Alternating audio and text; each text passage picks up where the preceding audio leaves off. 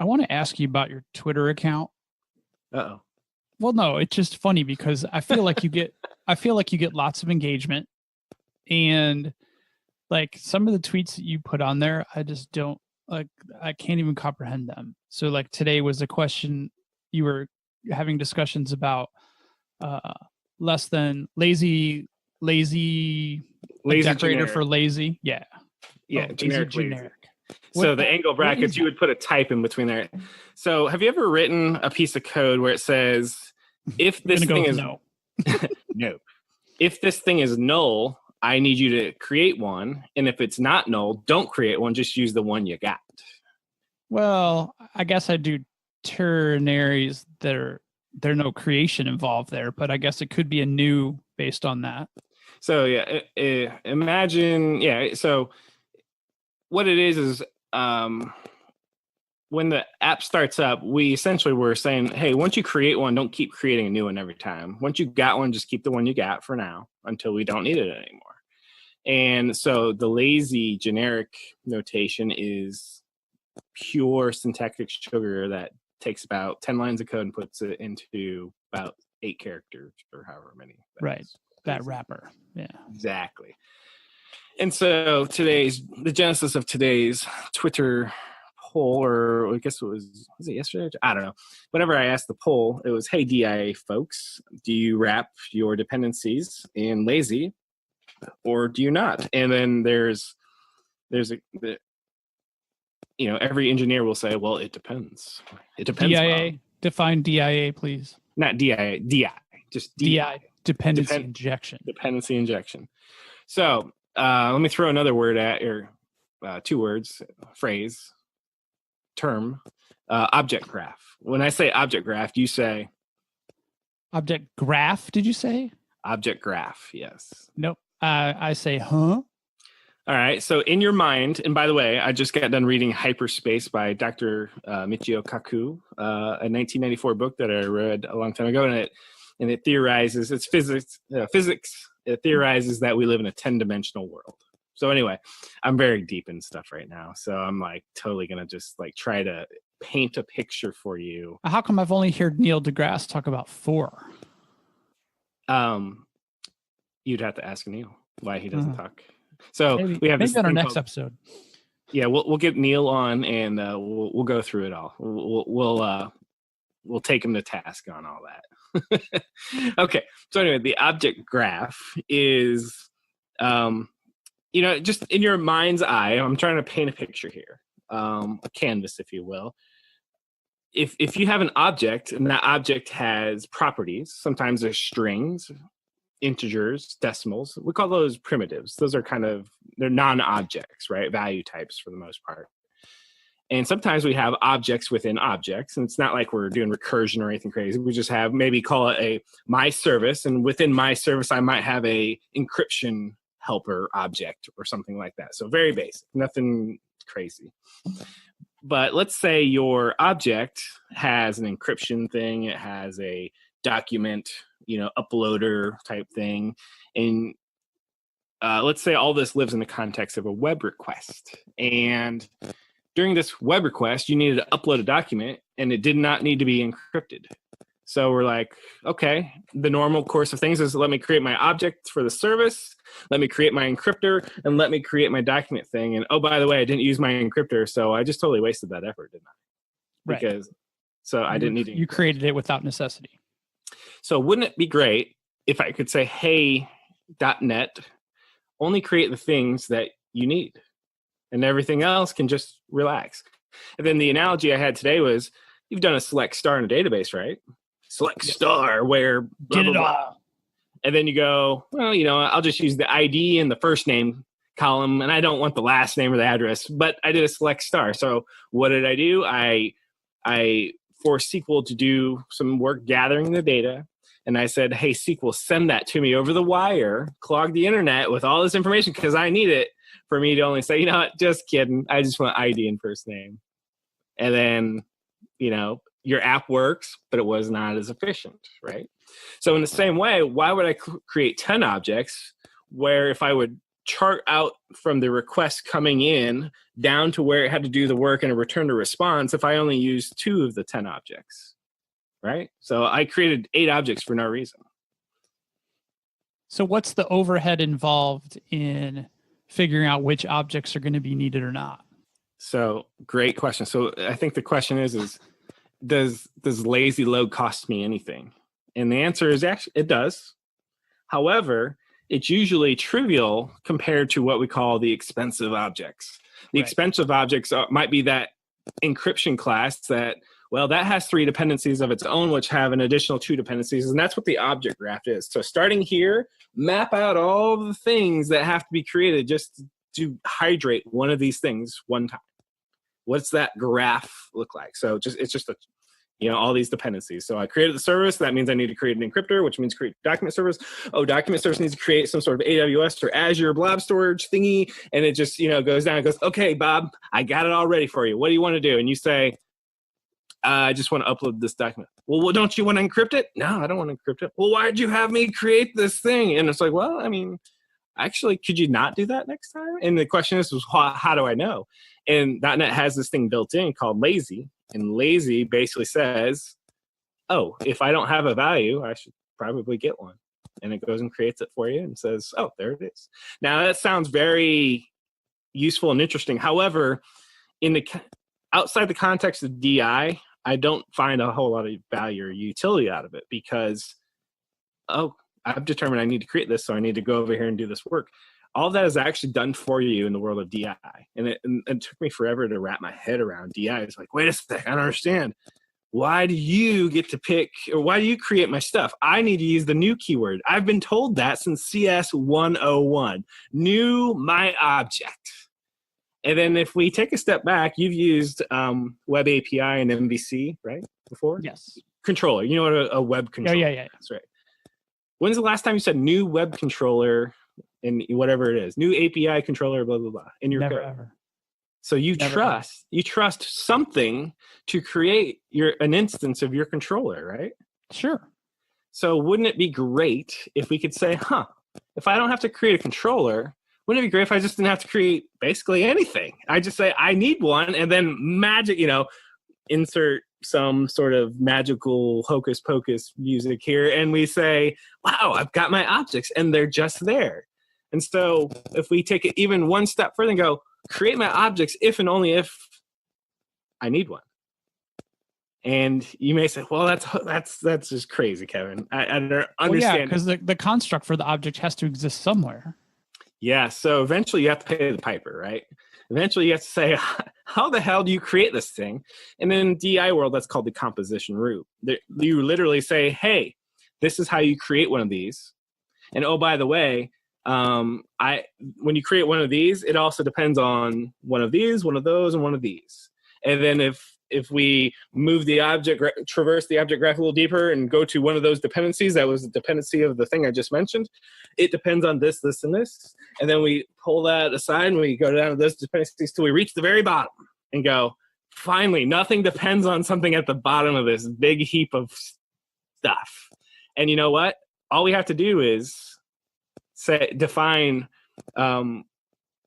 what I need through a constructor. And that constructor says, oh, I need one of those, I need one of those, and one of those. And you may say, okay, great. Something has to new this up. And I would say, yeah, but it's not us. Our DI container does it for it. In the same way, Web API or MVC in .NET creates your controllers for you. We call it the container. The container in DI, or the IOC container, does all this for you. And it says, you know what, dude, I got you. You just define what you depend on on each class, and I'll fill it for you. And I can tell by the look on your face, you're like, none of this fucking makes sense. Well, no, the problem is not the problem. The thing that blows my mind is that there's people who write that magic, and we just use the tools. Like somebody else had to conceive of all this for that to be able to happen. So what is your martial arts highest ranking or whatever we call those? Well, master's pretty much the pinnacle, and then you just have different levels of your master's degree. So you didn't go from whatever the beginning is to master in You didn't traverse that hierarchy in a day, right? Rome wasn't built in a day, right? Correct. Same also, thing. I am not a master, just for the record. Rome was not built in a day. Starting to use DI as soon as you hear about it is not a good idea. The only time you should use DI is when you've evolved to the point where you're like, God, there's got to be a better way. There's just, to do whatever it is, this big ball of mud, there's got to be a better way. And you go, well, wouldn't it be cool if I had an object, but I could say, just define what the object needed, and then I say, give me one, and then it used like reflection in .NET. It looked up at all the metadata and all the code base and said, okay, I can do all the calculations. You need one of those, one of these. Oh, one of those needs one of these, and it just assembles this thing at what feels like the speed of light, and it just gives it to you. And you go like, hey, I bet you I could build that with reflection. You just gotta go down this rabbit hole. and you get to the point where like, I just created the greatest thing ever. This thing is like next to being self-aware, and this thing just works. And then you realize that all this has already been done. We call these containers. There's about 5 of them in the .NET world. There's Castle Windsor, Unity, not to be confused with Unity 3D.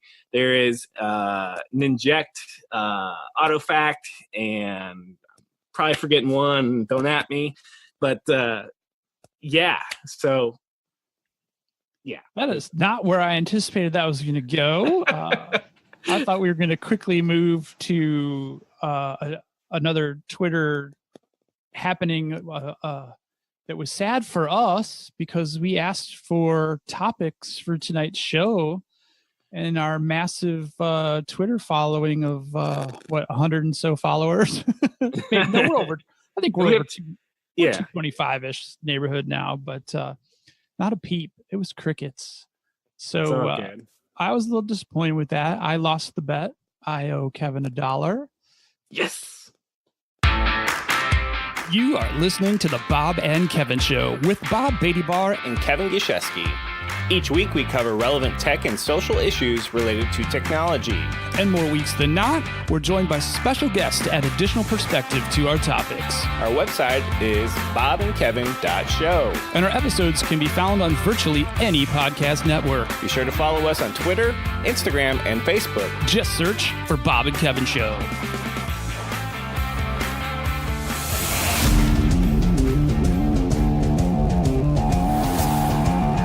Hey, Bob, what are we doing today? Kevin, today we're doing something a little different because we didn't get a volunteer topic for the show. We decided we're just going to do a little chit-chat tonight. We're going to talk about this, that, and the other. You heard in the cold open, we got pretty heavy and deep on dependency injection and how that all works with the lazy concept. So hopefully, for me, it's going to get a little bit more lighthearted so I can actually contribute a little bit more. I'm Bob Beattybar, sitting over here in Batavia, Illinois, and my amazing co-host is, say hello. Hello. Tell everybody who you are. I'm Kevin. And we are the Bob and Kevin Show. Wow, so... Now, actually, let me interject. You know what I learned about Batavia, Illinois? Oh, yes. Do share, because I was very proud that you figured that out. So I was reading the book Hyperspace, and I'm almost done. I literally have 2 pages, and I'm like, shit, I got to go to a podcast. So I have 2 pages left in the book, and about 30 pages ago, at the bottom says, in Batavia, Illinois, is the Fermi Lab, which is the original atom smasher. Are you kidding me? You've been holding out, man. I just figured everybody knew that. No. Also, a little local folklore. When we have interesting weather patterns where seemingly dangerous storms part and go around Batavia, we call that the Fermi effect, because no one really knows what that little spinning ring does over there to the rest of the world. So that's funny because we have a similar phenomenon where I live.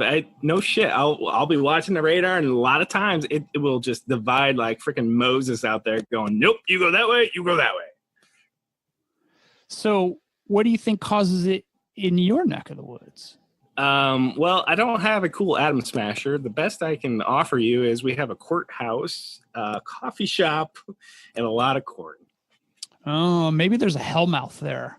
A what? A hellmouth? You never watched Buffy the Vampire Slayer? I'm sure Sarah Michelle Gellar was, in my crush list at some point in my life, but I don't know if I've actually seen an episode. Oh, you should totally watch it. I don't know what service it's on these days, but it's very entertaining. Very entertaining. So what about you? Does the Fermi Lab attract any weirdo? I mean, I don't. You wouldn't protest the Atom Smasher, would you? But would you get your Area 51 they're doing experiments in there?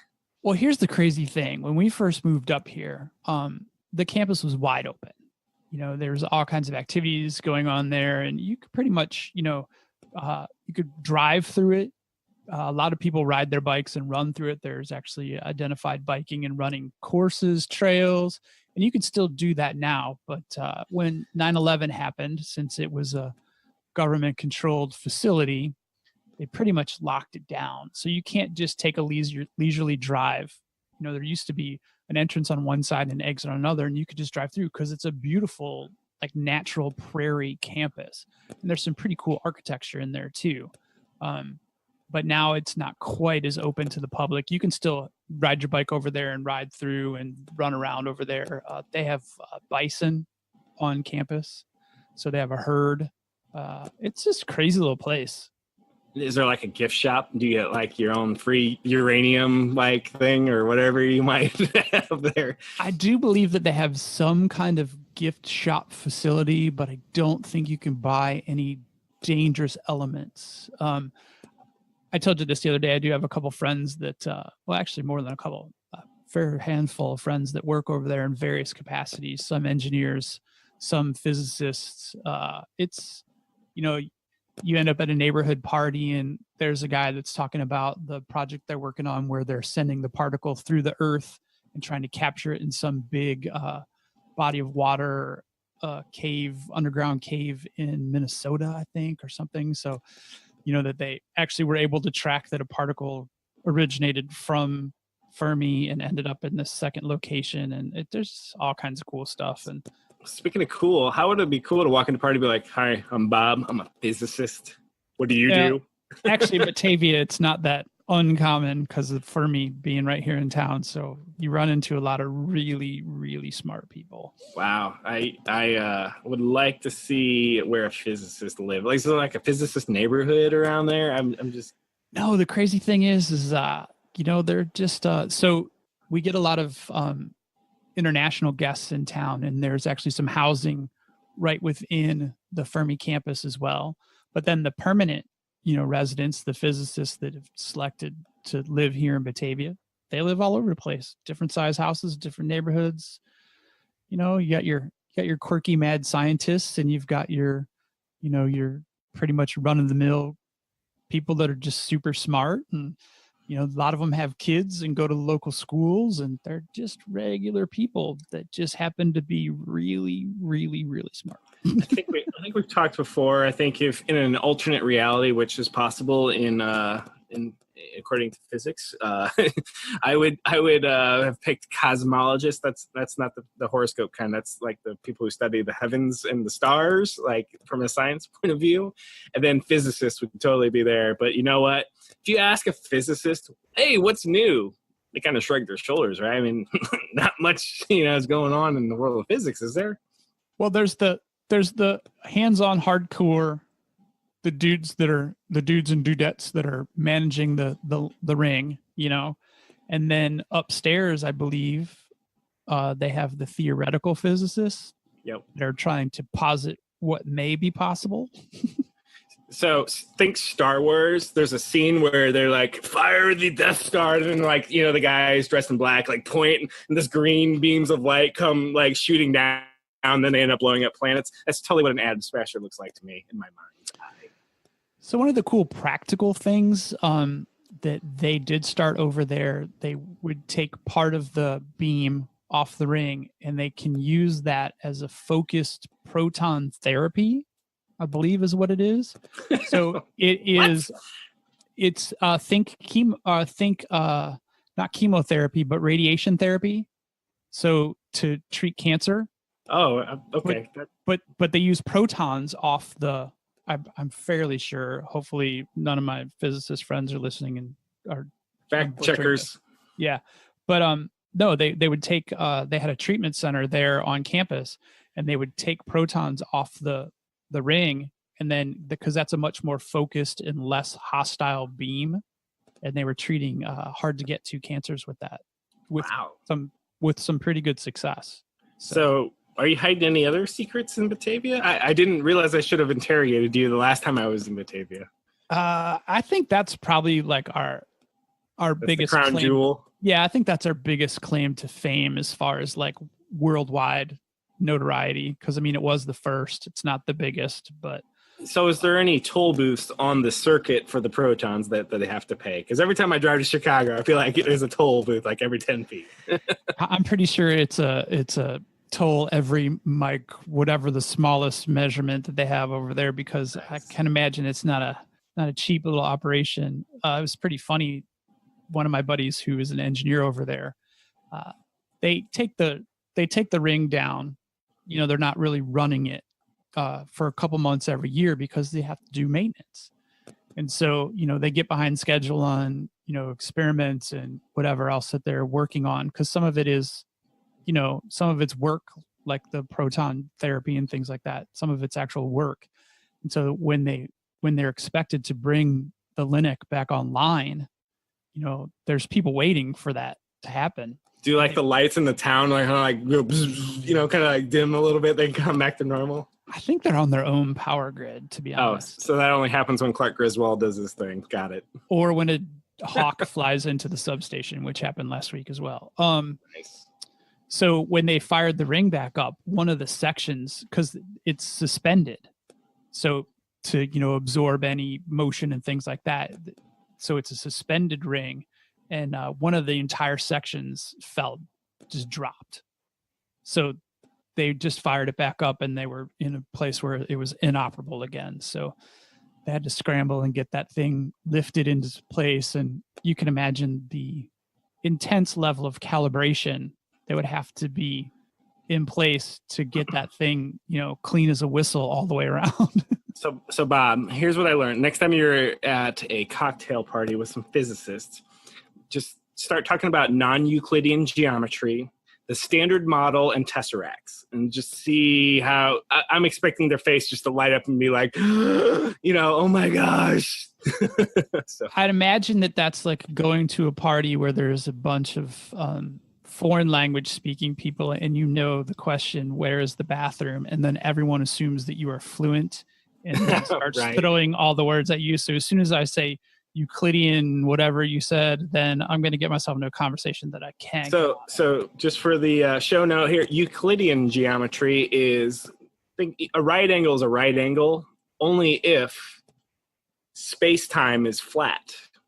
So if you curve space-time, which you wouldn't be able to see, a right angle no longer becomes a right angle. If you bend it like, you know, this way, and you can't see, it's terrible for the listener, but if you bend it where it like is convex, then you would have a triangle would no longer add up to 180 degrees. It would add up to, the three angles would add up to more than 180.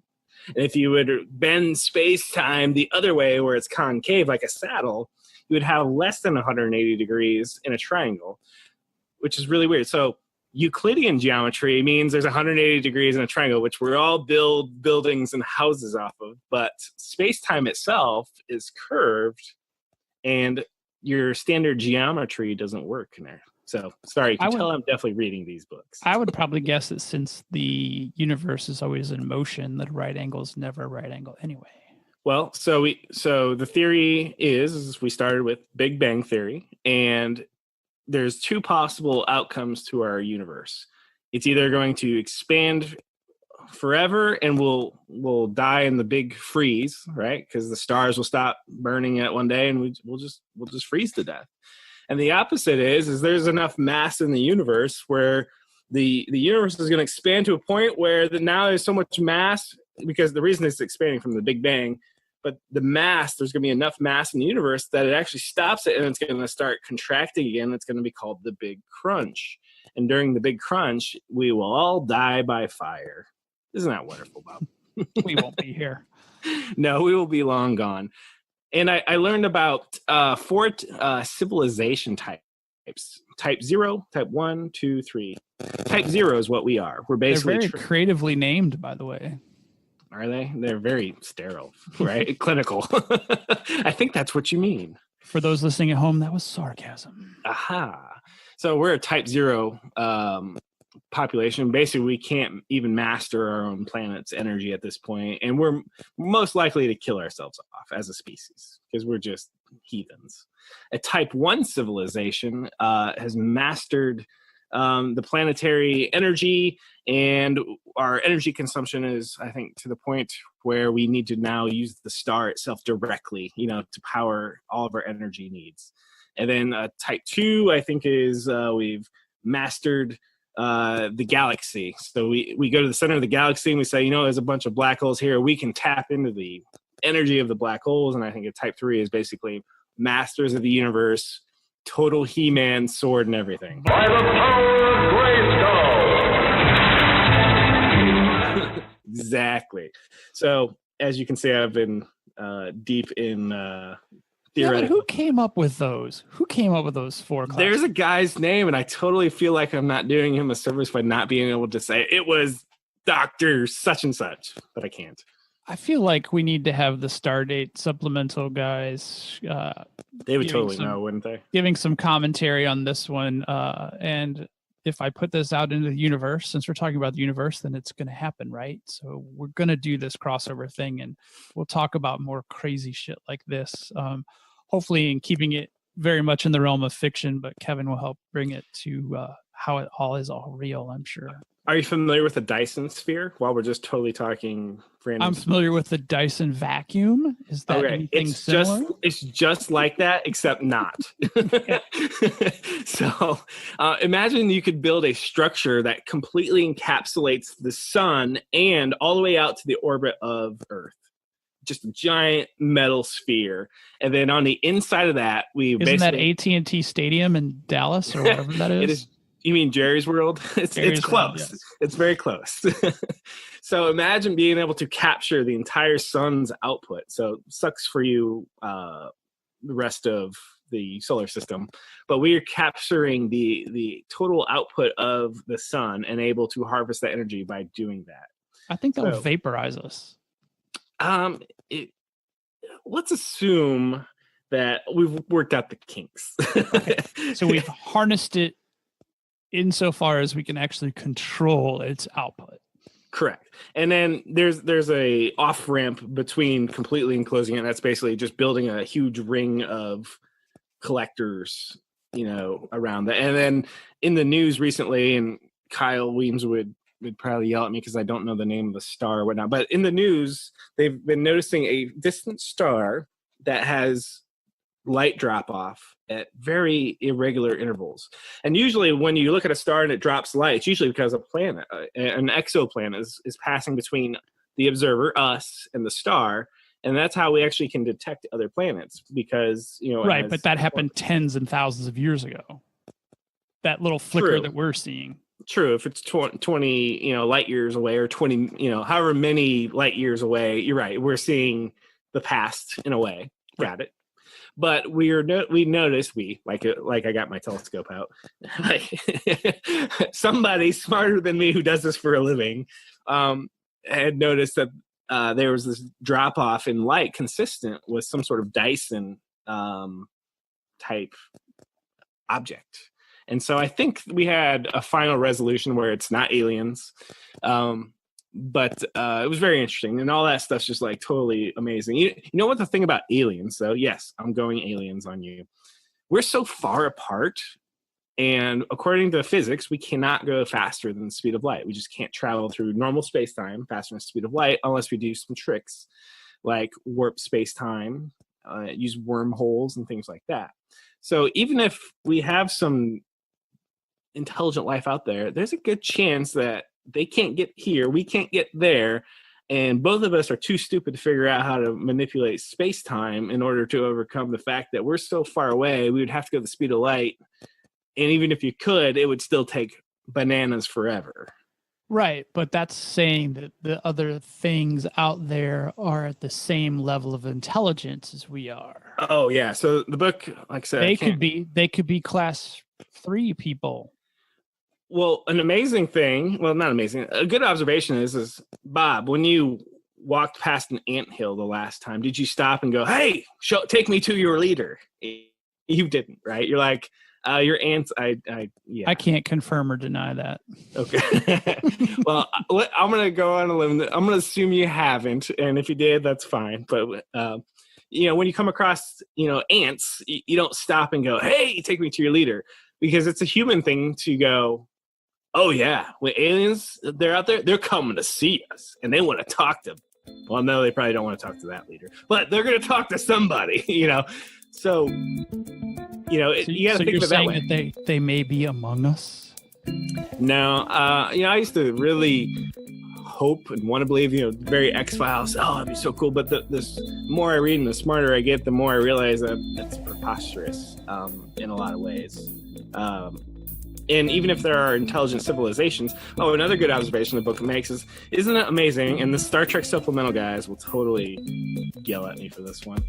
Isn't it amazing that the Klingons, the Romulans, and humans all are in the same evolutionary point in time in the universe at the exact same moment? It's not like the humans rose, then the Romulans. Nope, they all rose at the exact same time, and they happen to, now they hate each other and they shoot each other. What's the chances, right? Now we're almost like taunting them to come on the show. Yeah, I'm gonna ask them about that. I'm gonna take them to task on, hey, explain this to me.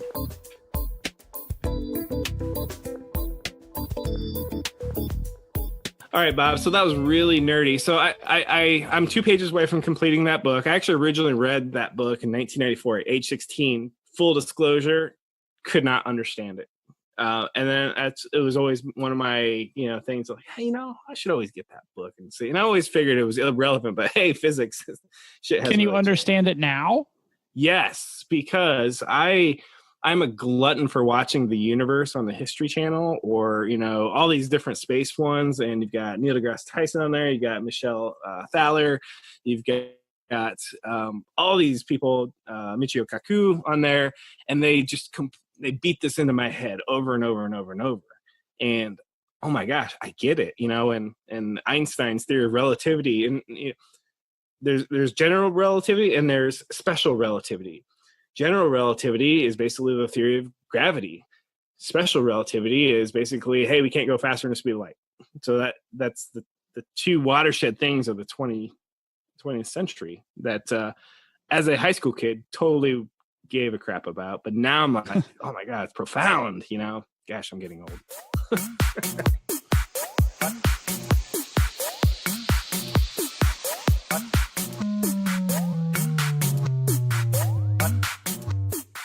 Well, let me dumb it down a little bit, because I had a different, I guess it kind of is a rant, but I figure that our listening base can relate to it and possibly contribute to it, because once again, this might be a shortcoming on my knowledge base. So I have this awesome Surface Book 2 laptop, or Surface Book as Microsoft calls them.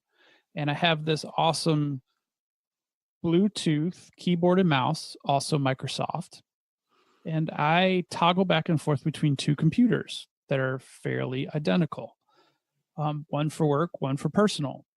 But every time that I switch computers with the keyboard and mouse, I have to delete the old Bluetooth references and re-sync, what do you call it when you initiate a Bluetooth? What is it? That's pair. Pair. I have to repair them. That's there's no hey, I just rebooted this computer and oh look, that keyboard and mouse that I used to be connected to is still right there. But now, that's only when I switch computers. If I shut down so I'm connected to my personal machine now. If I shut that down and restart it, it will repair to the keyboard and mouse. So I'm thinking this is a keyboard and mouse limitation and not a computer limitation. But then if I pair this keyboard and mouse to my other laptop, it won't automatically pair to this one again. That's That's the support ticket waiting to happen at Microsoft.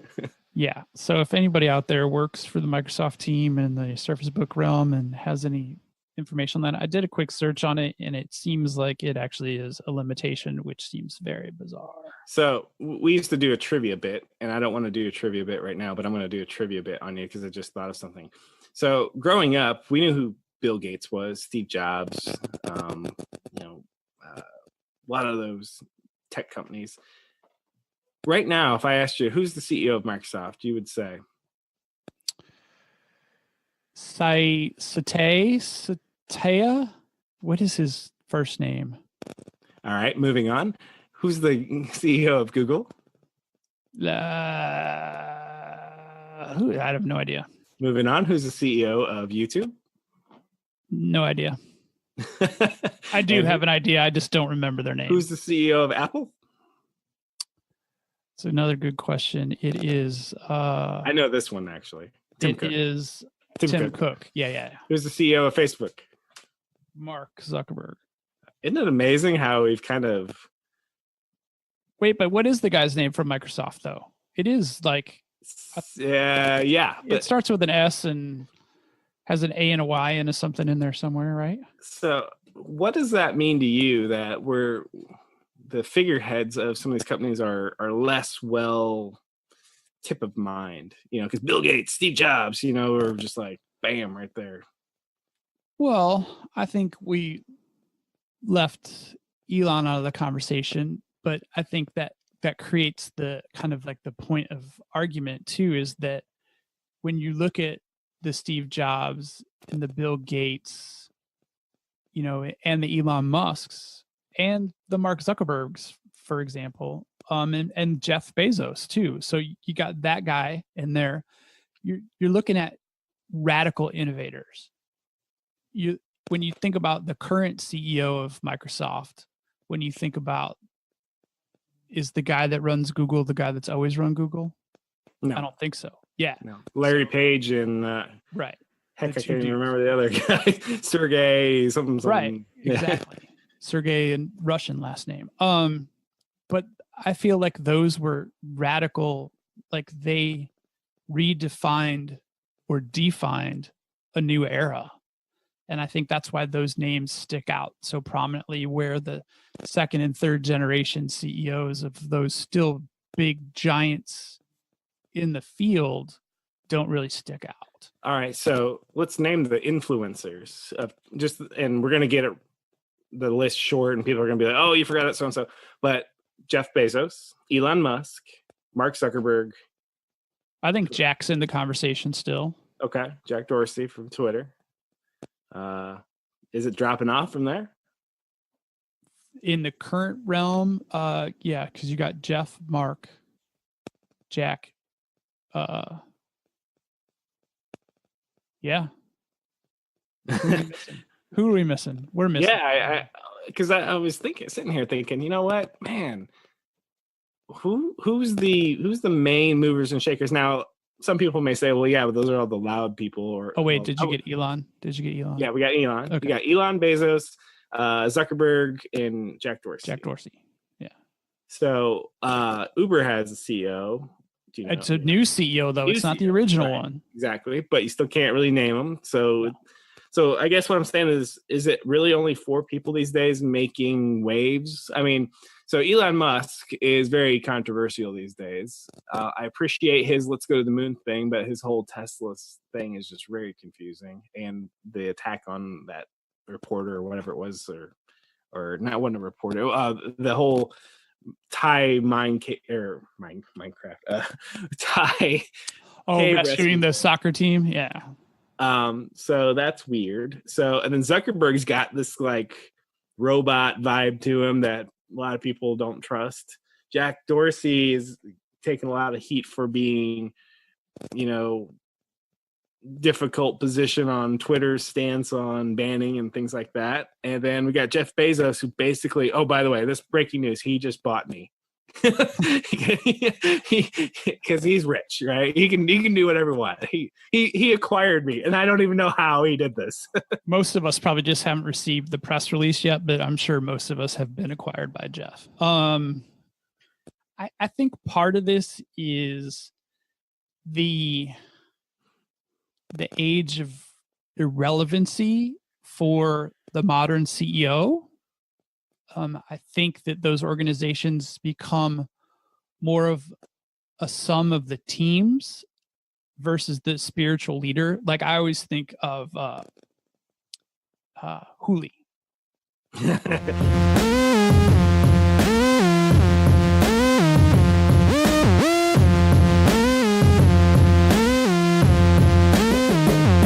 Gavin Belson. Yep, Gavin Belson. He was, when the show opened, what is it, 5 seasons ago or coming up on 5 seasons ago, he was the pinnacle. It was his world. He was the Silicon Valley, darling. And so over the course of the 5 years, we've watched his relevancy devolve. He's tried to make a resurgence. And I think that that's one of those situations where, art and life are on a realistic, similar path. I don't think that the organizational CEO is as nearly relevant as they used to be. So Silicon Valley, to me, is such brilliant writing. Being somebody who's in tech, oh my gosh, it's like, how can you be so good at knowing this? I mean, you're Hollywood, right? Who's your advisors telling you that this is what you need to be talking about? Because they seem to be like spot on, or at least super current to me. Well, and some of the stuff is so, because the media is so prevalent and no one can really exist in the private world anymore. Everything is in the public eye. It does give them unlimited fodder. I feel like House of Cards, same exact way. If you feel like, oh, they must be working with, DC insiders to write these scripts and stuff. And I'm like, no, they're probably just watching the news. Full disclosure, I liked the first couple, 3, 4 seasons, but whatever season, and this was before the whole Kevin Spacey thing, I kind of started losing interest. I'm like, where are we going with this, guys? Well, same with Westworld, and I know you'll battle me on that one, but well, let's dispose of whatever the House of Cards. Let's dispose of that one first. I think the reason why that gets a little tired is because you're dealing with that reality show, that drama. Yeah, in real life, you don't get any escapism from watching that as a drama, as a weekly episode, because you're just so fatigued. Now, moving on to Westworld. So I'm gonna go first. So before you respond, season 1 was freaking amazing. I mean, I was just like, the whole black, spoiler alert, if you haven't seen it, I really don't care at this point. So the whole the man in the black hat, time warping with the younger character. I actually didn't see that, so call me naive. I didn't see it, so it was a great revelation. I didn't see it. I didn't recognize it either. And then season 2, I felt like it was just like Lord of the Rings Westworld edition, where it's just like, dude, we're just walking for an entire season and we're not sure what's going on. And there's just this side stories that don't seem to fit together. And oh, by the way, I still think there's a continuity problem, because in the first season of Westworld, the man in the black hat would get shot at by one of the other characters, and there were either no bullets or it didn't hurt him. But suddenly in season 2, you could kill a human, but they never explained how they got all this ammunition. It was suddenly live ammunition. It was never explained. Okay, go. Oh, I'm going to tackle that one first. So 2 seasons in, what we've never been able to establish is an actual quantifiable measurement of time. We're measuring time in the scope of people's lives. So we have early Man in Black Hat, late Man in Black Hat. But then you come to learn that there's also multiple environments that people are getting dumped in, not just the various scenarios within Westworld, but they talked about different, and they did this kind of passing as well, because obviously they want to have more seasons, but there was mention of other worlds, for lack of a better term, not just storylines within Westworld. So there's other camps, there's other research that's going on there. So establishing a rule set that's exclusive to Westworld and Westworld's timeline, the bullet thing could have just been an evolution in the software that we're not, because we don't know how many times the man in the black hat has been through a cycle and how long that cycle lasts. So I'm okay with repeating adventures over and over and over again. I'm okay with a perceived continuity goof as long as it gets paid off and explained and reasoned, but it never did. And that's why I was it never did in season 2. The show's not over. It's not over, but I think good writing demands that you have to tie up a loose end of that magnitude to me. Well, and do we know for a fact that it's actually not over? I'm saying within the season. So, right. But I mean, are we confirmed that season 3 is actually a thing? That I don't know. I don't know that either. And I'm too lazy to look it up on the internet now. I did see a trailer for Game of Thrones. Do you like Game of Thrones? Actually, I have never invested the time because we didn't have HBO when it first came out. So, well, I don't. I'm on demand, so I just pay. Well, I don't. Hey, I pay. I wasn't done with Westworld yet, for the record. Oh, okay. We're going back. All right, come back. So, all right. I loved season 2 because I'm a sucker for character development. In season 2, even though it was Lord of the Rings walking around, each one of those vignettes was a giant character development storyline. So you learned more about Maeve, you learned more about all the characters and how they've cycled through and their past experiences and how they've become connected. So I dug that part. See, and I saw where they were going with it. I just thought it was going to be eventually some sort of revelation based on each one of these little vignettes. And again, we never got that. I didn't think it was just like, okay, we're trying to show that these non-human things are exhibiting human emotions. Get that? Not just the human emotion though, but the strive for the afterlife and the promised land. That was the whole device is that the machines had religion and they just didn't know how to call it religion. I thought it was muddy at best. But people are muddy at best. Like that is the best part. Like that, that the blonde reinvented herself by sliding some knobs, or reinvented her boyfriend by sliding his levers, and she wasn't happy with the being that she created. Well, let me ask you this: season 1 or season 2 grudge match or cage match? Who wins?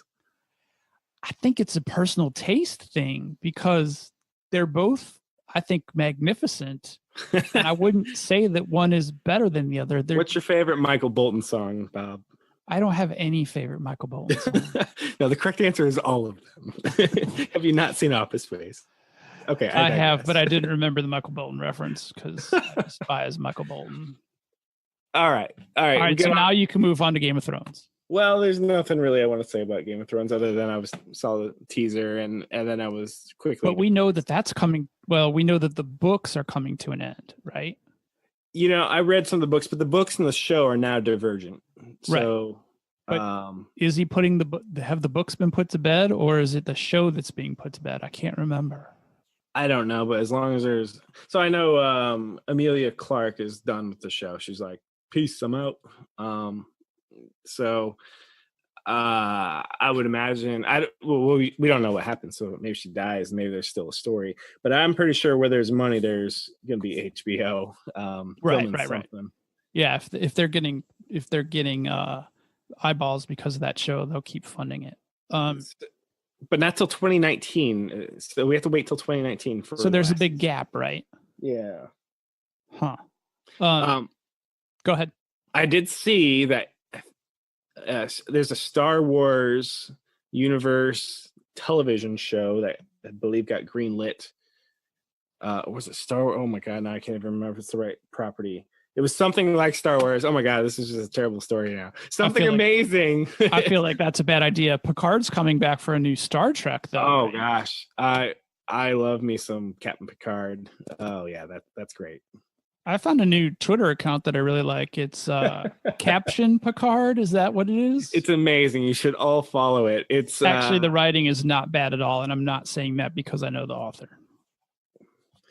Well, I accidentally, pro tip here, to get the age verification screen to just go away, don't just pick any date because if it makes you less than 13, it immediately locks your account. Then you have to prove your age. About 3 days later, you get access back to said account. So there you go. So question for Twitter, why do you allow me to put in the year 2018 as my birth year? Come on, man. Just help me out a little.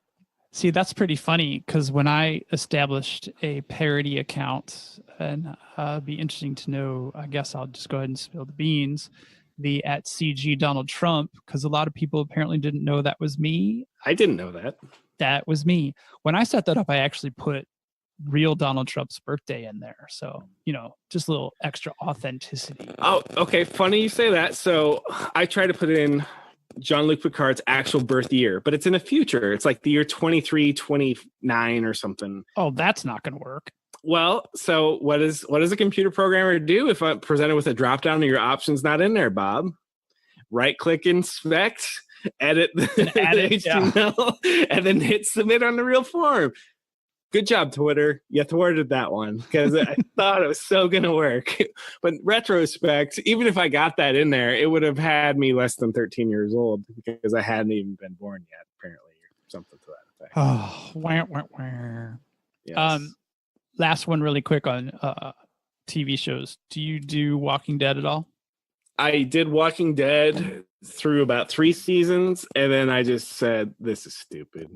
I mean, it's villain of the half season. So, you got the mid-season break. So we're going to have some dude, hey, what are we going to do about, what's this villain going to do? Oh, he's going to be a cannibal or something whack. And then he's going to have his own fortress, and they're going to have like these little things, and we're going to get captured for a little bit. And then we're going to rinse and repeat this whole damn thing. And oh, by the way, there's zombies chasing you. And for some reason, all the food, they find everything they need always. No, so I don't anymore. Sorry. Rant complete. But you watched it long enough to know that Rick Grimes was a central character. Yeah. Well, this is his last season on the show. I did see that. So he's the main guy. He's the sheriff or the deputy, right? Yes. No, he's the sheriff. Okay. I think he was a sheriff, but yeah, he is the main guy. So is there anyone left? There are a couple from the original cast still, I believe. But anyone who could carry the show? That's a really good question. I think that they're hoping that possibly the introduction of some new characters will help with that. But yeah, it's going to be very interesting to see where it goes from here. Speaking of interesting to see, are you familiar with Matt Smith, who played one of the Doctor Who's? No, not a Doctor Who person. You are trying to get off my Christmas list by saying that. Okay. I want to write you an angry letter, Bob. So Matt Smith was one of the doctors, like 2 doctors ago, I think, by counts now, who's very popular. He was announced he's going to be in Star Wars Episode 9 as a large role. So now that you don't know Matt Smith, this is for our audience, not for you, Bob. Sorry. Okay. Moving on. Oh, I thought there was going to be more to that. No, that was it. So any other pop culture things that you just need to get off your chest or share with the world is... No, I think I might be pop cultured out for this episode. So this one was, maybe we'll just call this the pop culture episode. Who knows? Well, what? So I had shared. Hope no one will be afraid at the beginning with the dependency injection conversation. Well, speaking of dependency, that almost scared me. That almost scared me out of the episode. So, anything without being specific on what you're working on, like clients or anything like that, is there any interesting coding challenges or engineering problems you're facing?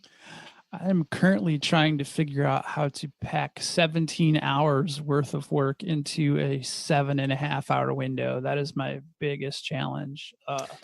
Development for me is a potpourri grab bag every day in reference back to last week's episode, how far down the stack we can go. I have challenges ranging from DNS, servers, internal network communications between www and SQL boxes, all the way out to explaining to people why their site can be indexed or not indexed, all the way to no, it's not an app, it's just a web page that scales. All right. Do you use like Jira or anything similar? No. Okay. So are you familiar with Jira? Everyone out there, remember that Bob is actually not a real developer. Have you Yes. actually used Jira? No, Or- I've never used Jira. All right, but you're familiar with what it is, right? Nope. I've heard of it. Think of it as creating work stories, and they roll up into epics, and all these. Actually, it's super confusing. I was just gonna comment how. Wait, is it like a work tracking type thing? Yes, Okay, but so it is the thing that I was thinking. Okay. It is the most difficult thing I've ever had to navigate. There's nothing intuitive about any of it. Nothing. But it's the gold standard, I think. Yeah, right? we use Asana, but it's not the same scale. It's not Jira. No. So, with that in mind, what other challenge? Have you ever used Let's Encrypt before? It's the free SSL thingy. Actually, shameless Umbraco promotion. Latch has Let's so Encrypt built in. right? Yeah, So- indirectly. But I literally don't have to do a damn thing because they already wrote the container. Like we talked about the wrapper that would re-up the certificate on Azure and stuff. Yeah. So In our SSL episode, check it out. I think it's episode 5, if I remember correctly. Yep. So I'm working on getting some Let's Encrypt, working on Azure, and there's this plugin that most people use for it, but it's a real pain in the ass to use. So that's what's chapping my. Wait, so you're rewriting that plugin? No, definitely not rewriting, but there's new versions, and so the thing that I'm seeing on an older version where it says, "Hey, your 90-day certificate's about to expire," and you're like, "Oh well, shit, that's not good." So you log into Azure and you go, "Well, what's going on?" And it works by having little background tasks that ping out to Let's Encrypt and whatnot, and it says everything's working great, but it's sure enough, my certificate's going to fail, and then I go back to the certificate screen. Magically, a new one is there. I'm like, what the heck? So right now I'm fighting Let's Encrypt, where it only automatically renews when I go visit the page that says it's about to expire, and then it magically creates one for me. So that's definitely not what I would hope for. So I'm imagining I just need to upgrade the plugin. I would like to know how Let's Encrypt works without the plugin, but I really don't have time for that kind of thing. I just need the plugin to work, Yeah, no, and everything we read and leading up the research for that other episode, it was not easy peasy just going straight up Let's Encrypt route. It's not. So the savings there is long term. I mean, it takes a bit of effort to set up, but long term, once you get that momentum going, it should pay for itself, because you can get certificates as cheap as $10 a year. I think is the cheapest you can get, and then over time, so I guess even 10 years at 10, I guess that's only $100. So yeah, $100 of labor, it don't get you much these days, does it? Nope, but I do like if you're in a ride that does the automatic updates and you don't have to worry about it. It's very nice. Yeah, that's not bad. What else? What other? You'd mentioned DNS. What other kind of issues you've running into? You know what? I would say this is more of it's not a challenge of development. It's just a challenge of project life cycles. It's just, when you're forced to have to bootstrap functionality, and I don't mean the framework. I mean, like, you've got to bolt on after the fact. It's like, oh, you know what we meant to have you build for us, but we're already live. Can you just tack that on, a new piece of functionality? Or I know we're going to launch later today, but it'd be really sweet if you could integrate this new piece of functionality before we go live later today. Oh, and by the way, it's Friday. Question for you, and you can certainly deflect or not answer, but I'm just curious, have you gotten much GDPR, cookie policy, privacy policy activity, for lack of better terms, since May, when I think it became more The relevant. crazy thing is that it's like it hasn't even come up. Like I think maybe one client said, "Hey, do I need to be concerned about this?" And so we had a conversation, and really they weren't collecting anything, they weren't tracking anything except maybe Google Analytics, but that's a whole nother conversation. But like they really weren't in the wheelhouse for anything involved with GDPR. But the weird thing is like only one client, So and it should be like 100. we've actually gotten quite a few things. And one thing we talked about just today was, hey, we have this US based thing and it only has US customers. And I said, well, okay, GDPR probably doesn't affect us. But what happens if we have, say, somebody from the UK who, this was like, think of this as like a real estate app. So users would be people who own real estate in America. So what happens if you have a British national living in the States and they're a user and they own land here too? They would be technically subject to GDPR in my estimation, because they are a EU citizen. Well, for a little while longer, an EU citizen. Oh man, maybe I should have picked it. Woo. Everyone take a breath. Don't add us. Don't add us. Okay. Somebody from the Netherlands, has a piece of property in the States. Technically, GDPR could reach out in that case, could it not? Well, let's take the compliance aspect out of, that it's a European Union type directive. But it just seems like it. I read it, not cover to cover, but got the highlight reel. And it seems like good practice in general. And from everything that I hear, California is actually working on something that is actually a little bit more aggressive even than GDPR. So, first off, I'm not surprised that California would do that. Right. Exactly. So we're going to be, it's going to become a very relevant issue, I think, in the very near future. And I think it's probably very forward thinking of any organization, especially if they're building apps that handle any kind of, customer/user data, to just be thinking along those lines in the first place. So I saw a headline that from the WordPress CEO, and again, I couldn't tell you his name. I know his picture, so I do know it is a male. The headline was on Recode, and it had something to do with how do we reconcile ad revenue going forward? Like the negative sides of ad revenue and stuff like that. Well, yeah, we asked that question a long time ago on an episode, because retargeting is everything for most of these networks. Right. It's Matt Mullenweg, by the way. All right. Thank you for that. So I think we talked GDPR. I'm definitely, I definitely like the spirit of GDPR. You know me, I'm the tinfoil hat. Privacy is, I just want to get on the internet. Oh, have you seen, it's like a Instagram thing going around where, a few years in 2008 to browse a website, you type in an address, you wait a second, and then, it loads. And in 2018, it's, you type it in the address, it loads. You have to click off your cookie policy or your whatever, your ads. Hey, we noticed you're not. We noticed you're using an ad blocker. Blah blah blah blah blah. It's like, holy crap, you're right. Did Marcin create that meme, or did he just recycle? I don't know, but well, let's give Marcin credit for it then. All right, sounds good. So then I saw another one on Instagram that, because a lot of times if you go and you have an ad blocker, it says, hey, we've noticed you've got an ad blocker.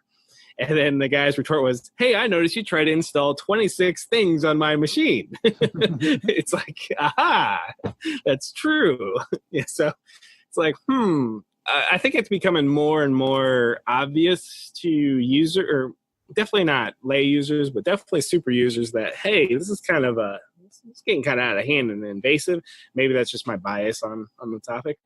But I'd never used the pop-up blocker until a few months ago. And I've noticed several websites don't work unless you whitelist the site. Do you not use Chrome? Yeah, it's Chrome. Oh yeah, the pop-up blocker is enabled by default, or at least it is in my corporate policy. No. Not pop-up blocker. Ad blocker. Oh, ad blocker. You said pop-up blocker. Thank you. I mean ad blocker. Okay. So a lot of things don't work, and the problem is you don't know which script to whitelist. So you got to basically say, "Dang it, we got to allow them all." And yeah, there's just got to be a better way, right? I mean, it just seems like the tech world takes total advantage of the lay user because nobody knows how it works unless you're in the business.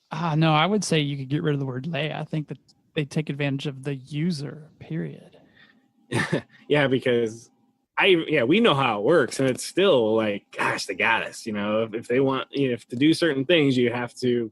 Dang it, I've got to do it this way. Oh well. Yeah, I wonder. I'd have to start testing because I don't think I'd do anything crazy, but it'd be interesting if there's a way to test to see if ad blockers, would impact some of the stuff that I've been working on. So I love my job because it's always changing. I hate my job because it's always changing. Well, that's probably a good point to bring in our little disclaimer here. The thoughts of Bob and Kevin on the Bob and Kevin Show are exclusively and expressively the thoughts and opinions of said Bob and Kevin. Thank you. Well, I think that should have been much closer to the front. My bad. We had originally planned to talk about more of a spicier topic, but I'm mentally exhausted, and this was kind of a nice departure here.